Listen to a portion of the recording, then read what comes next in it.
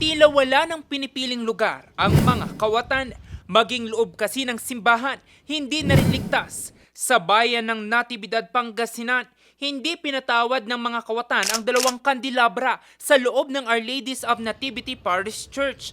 Ang pagkawala ng religious item na diskubre ng isang 60 anyos sa lalaki pasado alas 5 ng umaga noong Biyernes, March 13. Itong naman, ginagawa nating effort ngayon, medyo hindi pa masyadong cooperative yung mga nandoon sa simbahan. Pero meron silang sinasabi na minomonitor na niya na maaaring maging person of interest. Sa mga kawatan, alam niyo po, sa mundo ng mga kriminal, wala naman kong ginagalang na commandment siya mga yan. Ang gusto lang ng mga yan, pera.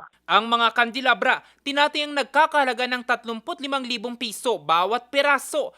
Kaya naman, ipinapangamba ng ilan na baka ibenta at tunawin ang kandelabra.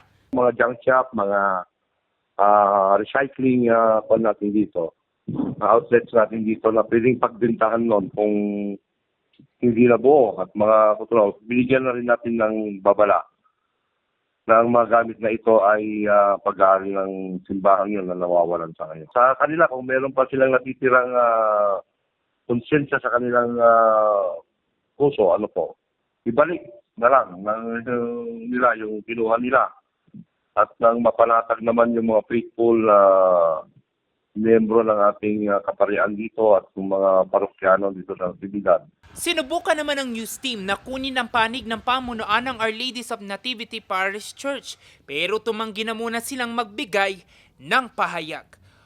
Jose Robert Inventor, Nation on the Move.